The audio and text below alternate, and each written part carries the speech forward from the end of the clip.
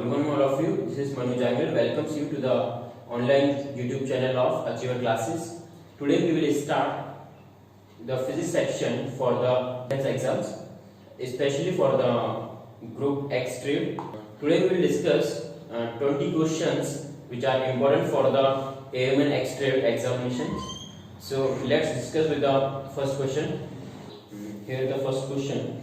What is the mass of an object that requires a force of 90 Newton and to accelerate at a rate of 2.6 meter per second square? Okay, we have to find the mass of the object.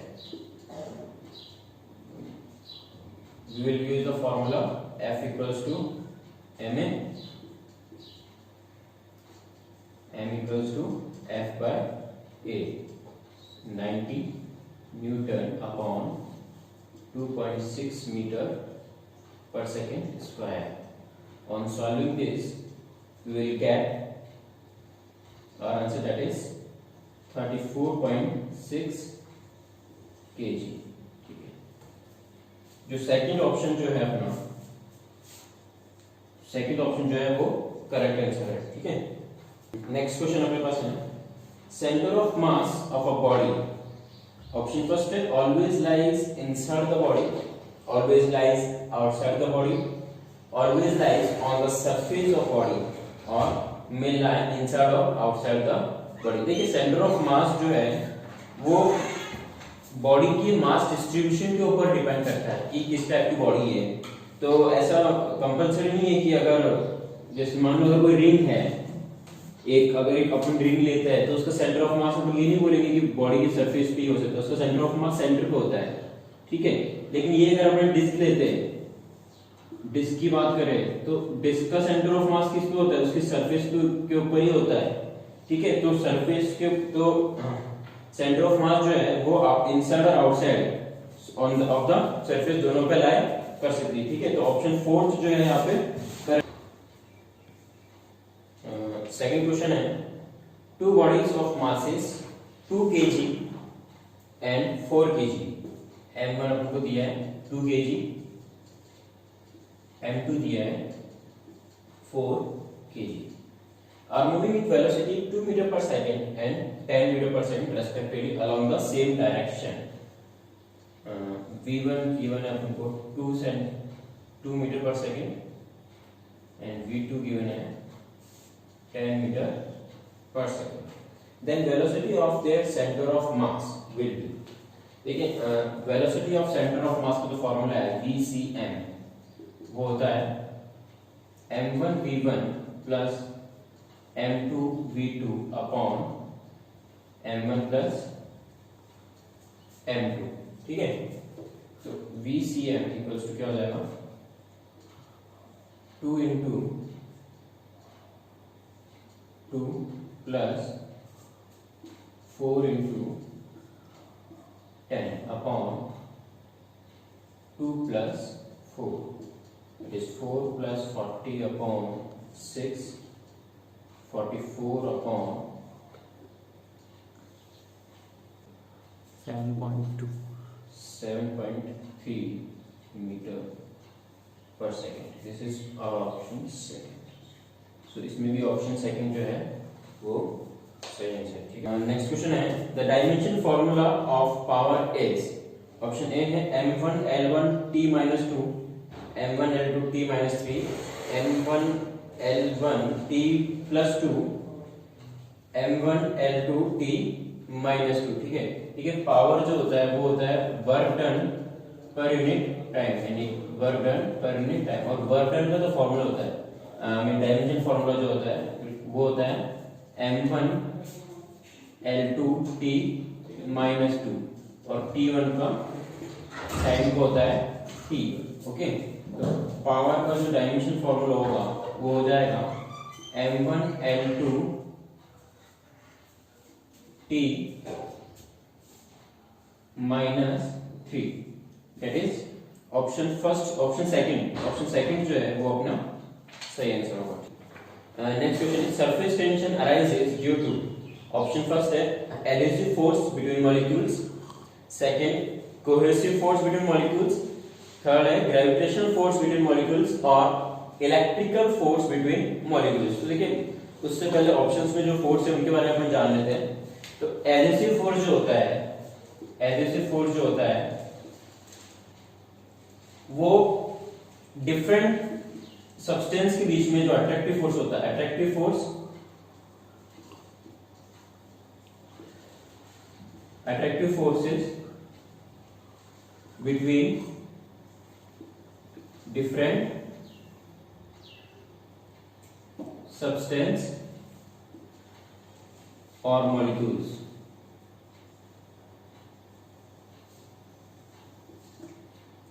different types of substance।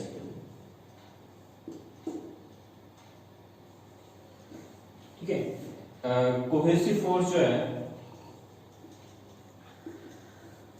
वो होता है attractive force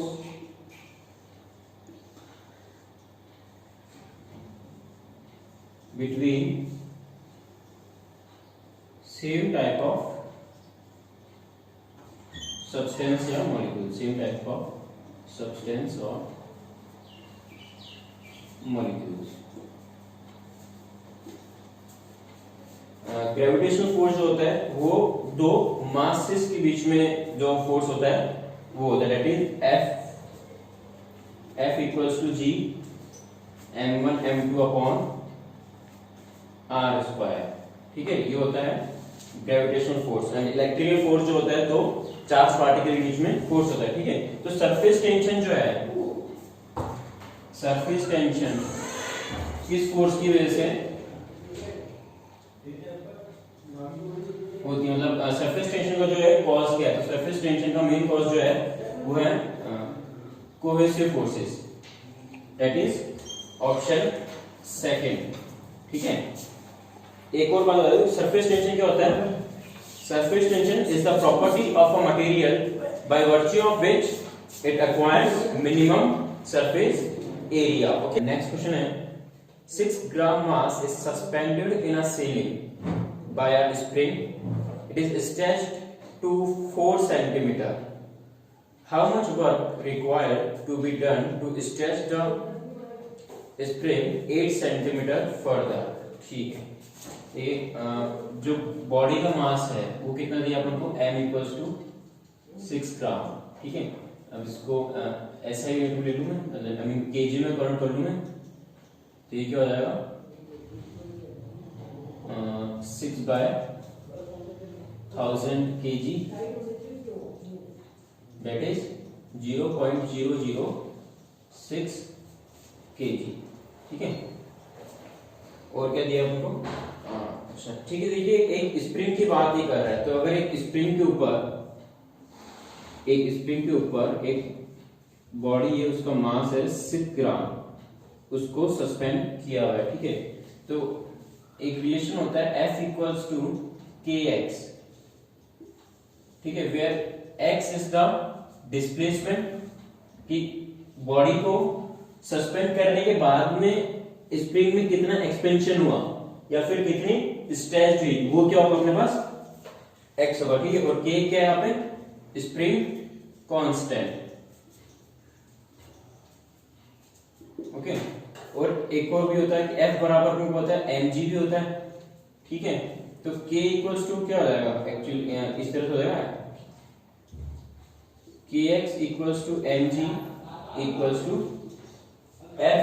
ठीक है, तो k equals to क्या होगा, mg upon x, m अपन को क्या दिया है 0.006 into g is what 9.8 upon x। देखिए स्ट्रेच कितनी हुई बॉडी, मतलब स्प्रिंग जो है स्ट्रेच कितनी हुई है 4 सेंटीमीटर तक स्ट्रेच हुई, तो x इक्वल्स टू क्या होगा, x इक्वल्स टू है 4 सेंटीमीटर, दैट इज इसको मीटर में चेंज करेंगे तो क्या हो जाएगा 0.04 मीटर। ठीक है, तो इसको अगर सॉल्व करेंगे अपन 1.47 न्यूटन। वर्क डन जो होता है वो होता है स्प्रिंग के केस में वर्क डन जो होता है वो W इक्वल्स टू हाफ के एक्स स्क्वायर। के अपन ने अभी फाइंड किया, क्या होगा 1.47 इंटू एक्स क्या है 8 सेंटीमीटर तक स्ट्रेच करने के लिए कितना वर्क डन चाहिए वो निकालना है। तो x इक्वल्स टू क्या हो जाएगा 8 सेंटीमीटर यानी कि 0.08 मीटर। याद रखना ऐसा यूनिट्स का बिल्कुल ध्यान रखना, हमेशा वैल्यू को अपन को ऐसा यूनिट्स में लेना है 0.08 मीटर का स्क्वायर। ठीक है, इसको सॉल्व करेंगे तो W इक्वल्स टू जो होगा वो आएगा अपने पास 4.7 होगा, या फिर आप इसको लिख सकते हो W equals to 4.7 newton metre लिख सकते हो आप इसको।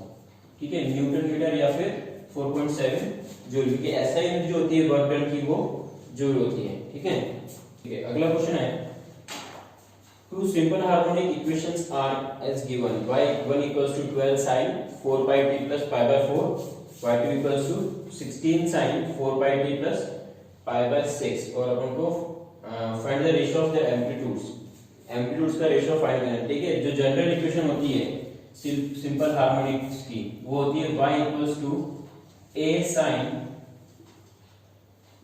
omega t plus 5, where omega is the angular velocity, phi is the phase difference, phi जो होता है वो होता है phase difference। ठीक है, and t is the time period, और a जो होता है वो होता है amplitude। ठीक है, तो क्वेश्चन में क्या गिवन है y1 इक्वल्स टू हमको दिया है 12 sin 4 pi t plus pi by 4 and y2 equals to है 16 sin 4 pi t plus pi by 6। देखिए इसको अगर जनरल इक्वेशन से कंपेयर करें तो a1 और a2 की जो वैल्यू है वो क्या हो जाएगी, a1 इक्वल्स टू देगा 12 एंड a2 इक्वल्स टू क्या हो जाएगा 16 हो जाएगा। ठीक है, और अपन को रेशियो भी किसका पूछा है, फाइंड द इनके एम्पलीट्यूड का जो है रेशियो पूछ रहा है। तो a1 अपॉन a2 बराबर क्या होगा 12/16, दैट इज 3/4। तो ऑप्शन सेकंड जो है वो अपना करेक्ट आंसर होगा। ठीक है, ओके, नेक्स्ट क्वेश्चन है the work done in an adiabatic change in a gas depends only on option first change in temperature, second change in volume, third change in temperature और fourth है none of these। ठीक है, तो देखिए adiabatic change में जो work done होता है वो होता है W equals to NR T2 minus T1 upon gamma minus 1। ठीक है, N जो है नंबर ऑफ मॉलिक्यूल्स है गैस पार्टिकल्स के, R जो है वो यूनिवर्सल गैस कांस्टेंट है और गामा जो है वो adiabatic change coefficient of adiabatic change है। ठीक है, देखिए ये सब अगर कांस्टेंट्स है तो ऑब्वियस सी बात है डिपेंड किसके ऊपर कर रहा है वर्क डन, जो चेंज एडियाबैटिक चेंज जो है वो डिपेंड किसके ऊपर कर रहा है T2 माइनस T1 पे, यानी कि चेंज इन टेम्परेचर पे डिपेंड कर रहा है। ठीक है, तो ऑप्शन थर्ड जो है वो क्या होगा, सही आंसर होगा। ठीक है, ऑप्शन नेक्स्ट क्वेश्चन है what is the electric field between two parallel plates that have a potential difference of 100 volts. Potential difference हमको दिया है V equals to 100 volts and are placed 0.50 metre apart. D अपन को दिया है 0.50 metre. ठीक है, दो पैरेलल प्लेट्स के बीच में। ठीक है, तो इनके बीच में अपन को इलेक्ट्रिक फील्ड जो है फाइंड करना है। तो इलेक्ट्रिक फील्ड और पोटेंशियल के बीच में जो रिलेशन होता है वो होता है E इक्वल्स टू V/D। ठीक है, तो E बराबर क्या हो जाएगा 100 अपॉन 0.50। इसको सॉल्व करेंगे तो E बराबर आ जाएगा अपने पास 0.50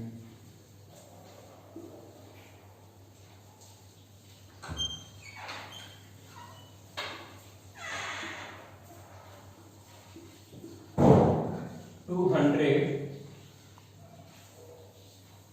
वोल्ट पर मीटर या फिर 200 न्यूटन पर कूलम। ठीक है, तो ऑप्शन सेकंड जो है वो अपना राइट आंसर है। So let's move to the next question. The resistivity does not change if the material is changed, the temperature is changed, the shape of the resistor is changed or both material and temperature are changed। तो देखिए पहले तो जानिए कि resistivity होती क्या है। Resistivity जो होती है किसी बॉडी के किसी मटेरियल की प्रॉपर्टी होती है कि वो इलेक्ट्रिसिटी को कितना रेजिस्ट कर सके। एक्चुअली रेजिस्टिविटी जो होती है सिर्फ किसी भी बॉडी की रेजिस्टिविटी जो होती है वो डिपेंड करती है उसके मटेरियल के ऊपर। ठीक है, रेजिस्टिविटी डिपेंड करती है, resistivity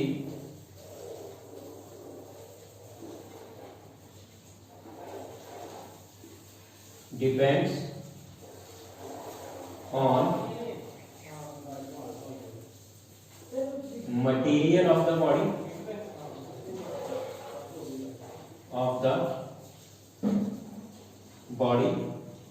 and temperature of the body। ठीक है, तो अगर किसी बॉडी का मटेरियल ही चेंज कर दे या फिर उसका टेम्परेचर चेंज कर दे रहा है तो रेजिस्टिविटी के अंदर जो है कुछ चेंज आ सकता है, क्योंकि रेजिस्टिविटी जो है वो एक कांस्टेंट है। ठीक है, जो किसी बॉडी के मटेरियल के ऊपर डिपेंड करती है। ठीक है, तो सीधी सी बात है, अगर मटेरियल चेंज करेंगे तो रेजिस्टिविटी चेंज होनी है, तो ऑप्शन फर्स्ट नहीं है। टेम्परेचर चेंज करेंगे तो भी रेजिस्टिविटी चेंज होगी, और शेप अगर अपन रेजिस्टर का शेप चेंज करते हैं तो रेजिस्टिविटी में कोई भी चेंज नहीं आएगा। ठीक है, तो ऑप्शन थर्ड जो है वो यहाँ पे सही है। ठीक है, option third is the correct answer. Okay, अगले क्वेश्चन में बढ़ते हैं। What is the angle of dip at magnetic equator of earth. ठीक है, अर्थ की मैग्नेटिक इक्वेटर पे एंगल ऑफ डिप क्या होता है। देखिए पहले जानते हैं कि एंगल ऑफ डिप एक्चुअली होता क्या है। एंगल ऑफ डिप जो होता है, एंगल ऑफ डिप जो है वो अर्थ की नेट मैग्नेटिक फील्ड यानी कि बी और हॉरिजॉन्टल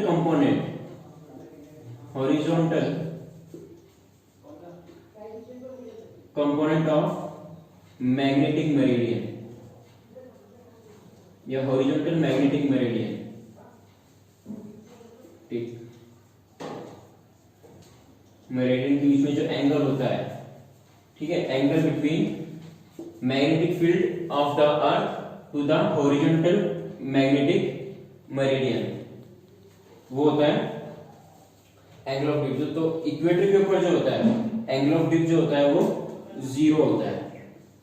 ठीक है, तो ऑप्शन फर्स्ट जो है इसका आंसर होगा।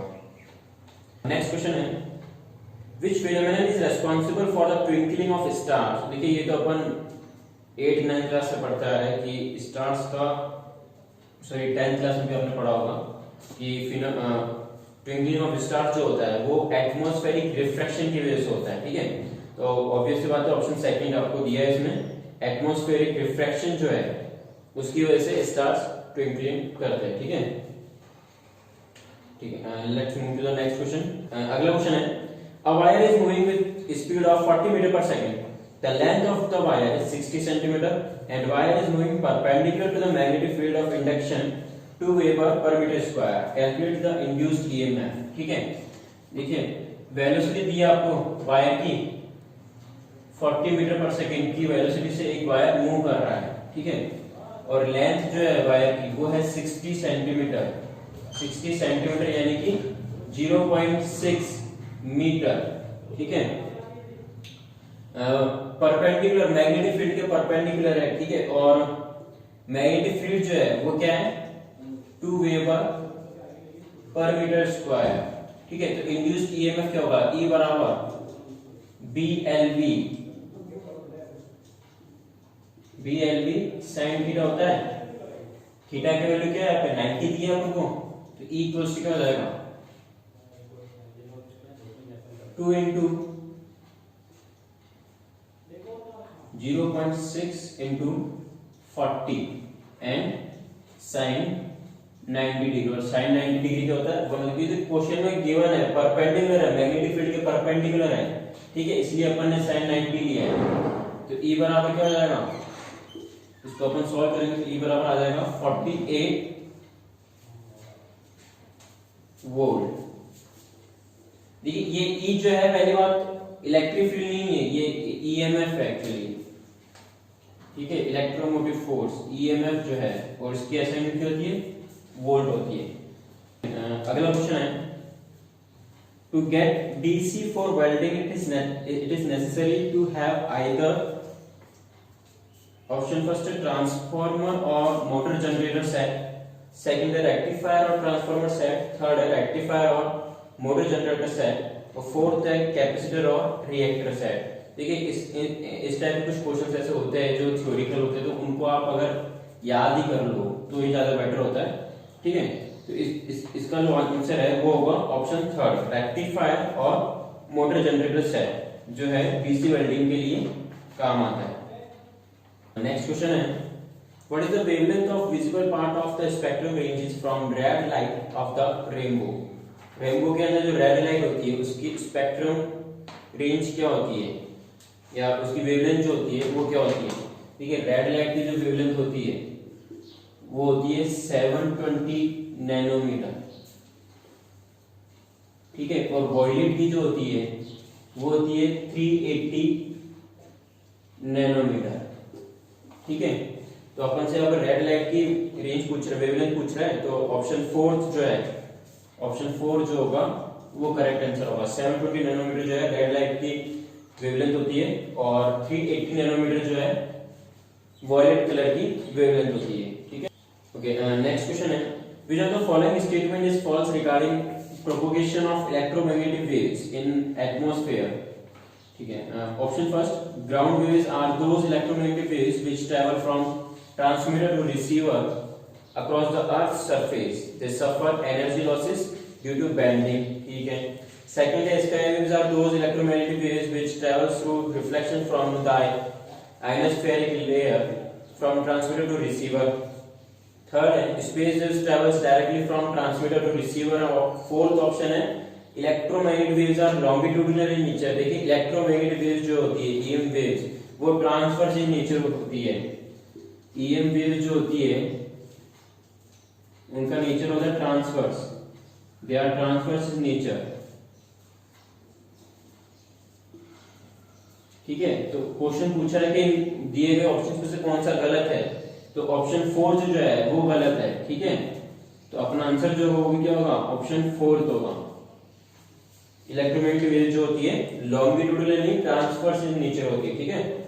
नेक्स्ट क्वेश्चन है, threshold wavelength depends upon, option first work function, second है एम्पलीट्यूड ऑफ रेडिएशंस, थर्ड है वेलोसिटी ऑफ इलेक्ट्रॉन, और फोर्थ है नन ऑफ द अबव। तो देखिए एक रिलेशन है फोटो इलेक्ट्रिक इफेक्ट्स में, आपको याद होगा कि E बराबर जो होता है, या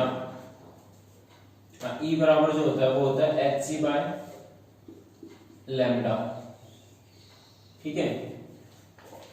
तो थ्रेशोल्ड वेवलेंथ क्या होती है पहले तो वो जान लेते हैं अपन, ठीक है। थ्रेशोल्ड वेवलेंथ जो है वो होती है कि किसी सरफेस के ऊपर मिनिमम वेवलेंथ किसी लाइट के थ्रू एक्वायर हो कि वो किसी इलेक्ट्रॉन को इजेक्ट कर दे। या फिर पहले बात करते हैं वर्क फंक्शन। तो वर्क फंक्शन क्या होता है, वर्क फंक्शन होता है कि किसी सरफेस को अपन कितनी एनर्जी दे, किसी सरफेस को अपन उतनी मिनिमम एनर्जी दे कि एक इलेक्ट्रॉन जो है इससे इजेक्ट हो जाए, एक इलेक्ट्रॉन जो इससे इजेक्ट हो जाए, कितनी एनर्जी अपन उसको दे के इलेक्ट्रॉन इजेक्ट हो जाए, वो होता है वर्क फंक्शन। तो वेवलेंथ जो है या फिर थ्रेशोल्ड फ्रीक्वेंसी जो है, आई मीन थ्रेशोल्ड वेवलेंथ जो है वो डिपेंड करेगी किस पे, वर्क फंक्शन पे।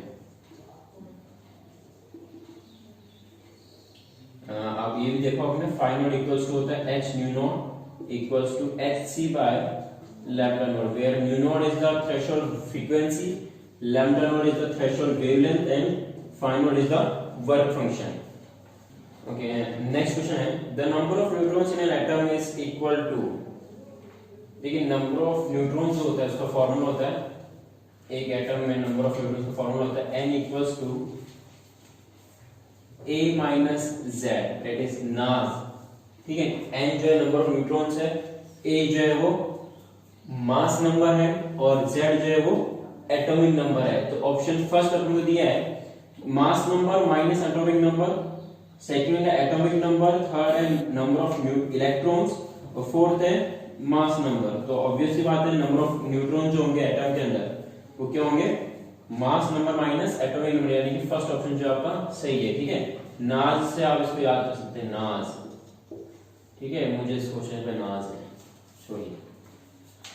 अगला क्वेश्चन है which one of the following is used to convert pulsating output of a rectifier into a state level. ठीक है, देखिए पल्सेटिंग आउटपुट का मतलब क्या होता है, ये रेक्टिफायर में एक्चुअली होता क्या है कि एसी को कंप्लीटली डीसी में कन्वर्ट करता है। ठीक है, लेकिन फुल वेव रेक्टिफायर जब हम यूज करते हैं तो वहां पे क्या होता है, एसी डीसी जो अपन को मिलता है वो पल्सेटिंग होता है, यानी कि इस टाइप से होता है कुछ। ठीक है, एम्पलीट्यूड जो है इसका, ठीक है, मतलब आउटपुट का जो एम्पलीट्यूड है वो क्या हो रहा है, डिक्रीज और इंक्रीज हो रहा है बार बार में, तो ये पल्सेट कर रहा है। ठीक है, तो इसके लिए इस प्रॉब्लम को सॉल्व करने के लिए अपन फिल्टर्स का यूज लेते हैं, फिल्टर का यूज लेते हैं, और इससे जो अपन को आउटपुट जो मिलेगा वो कांस्टेंट मिलेगा। ठीक है, तो इसका आंसर जो होगा वो क्या होगा, ऑप्शन थर्ड होगा। आज के लिए इतना ही, मिलते हैं अगली क्लास में आपको। आई होप सब कुछ समझ में आ गया होगा। फिर भी अगर आपको कोई प्रॉब्लम होती है तो लिंक में आपको मोबाइल नंबर दिया है, आप उनसे डायरेक्टली कांटेक्ट कर सकते हैं, या फिर इंस्टाग्राम पेज है अचीवर्स क्लास अजमेर, उस वहाँ पे आप डायरेक्ट मैसेज करके भी हमसे कांटेक्ट कर सकते हैं। और भी अगर कुछ गाइडेंस वगैरह चाहिए तो हमसे डायरेक्ट कांटेक्ट कर सकते हैं। Thank you so much.